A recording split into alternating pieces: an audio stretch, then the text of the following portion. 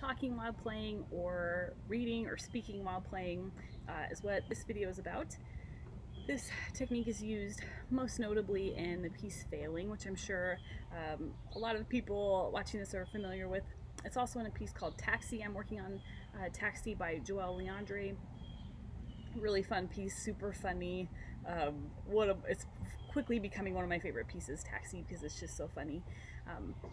But talking while playing for me, and of course everyone is different, this was one of the trickiest things to learn. Like my brain, I got headaches the first few days. I tried to work on Taxi because it's like reading words and reading music just at the same time felt so hard.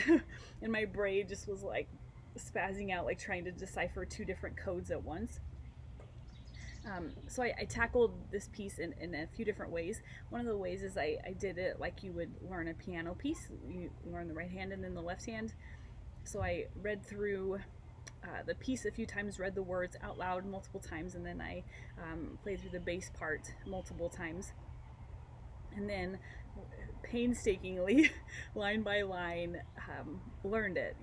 Worked on one line for like half an hour before I had a headache, and then came back to it the next day. And just one day I just got it. It was very similar to riding a bike.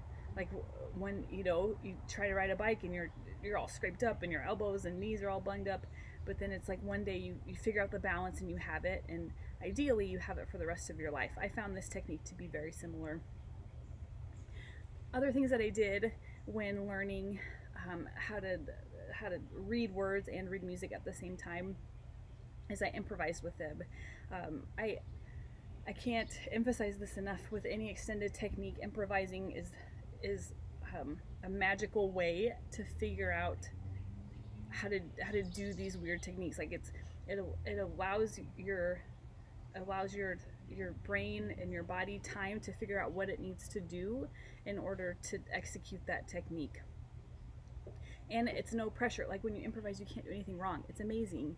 And so when you take the pressure off of, okay, I need to play what's on the page, and just kind of let your body figure it out and give your mind time to adjust to what you're asking it to do, that is so helpful.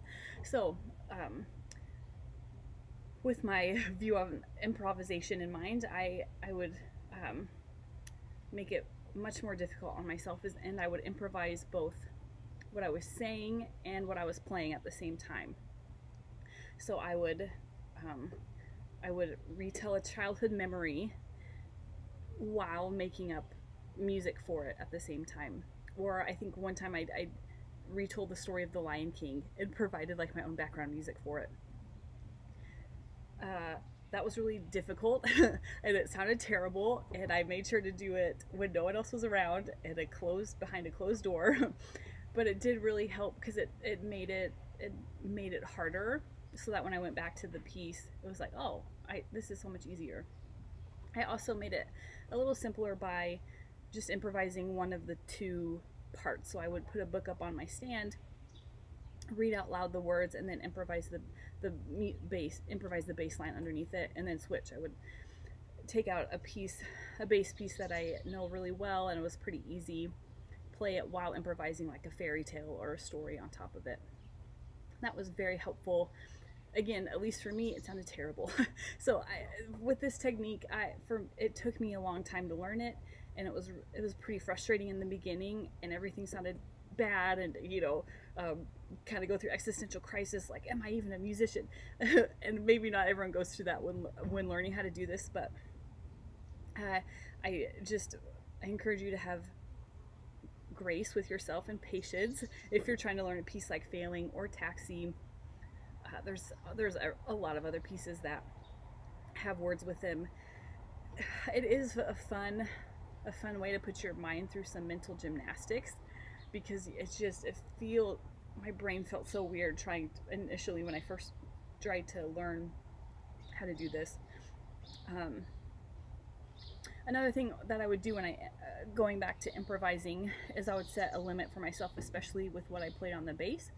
I would pick like 3 or 4 licks, and only use those 3 or 4 to help my brain out a little bit. I think when you have more limits, the more creative you can be. And the same with, if I would speak, I would say, okay, I'm just gonna focus on this memory I have from when I was 10. And I would set a timer too. That's also helpful to set a timer. I think it's also helpful to sing while playing. That's also something that can help you learn this technique. Just anything that you can do to help your mind adjust to vocalizing while producing sound on your instrument is very helpful. Great. Best of luck. Go have fun with this one.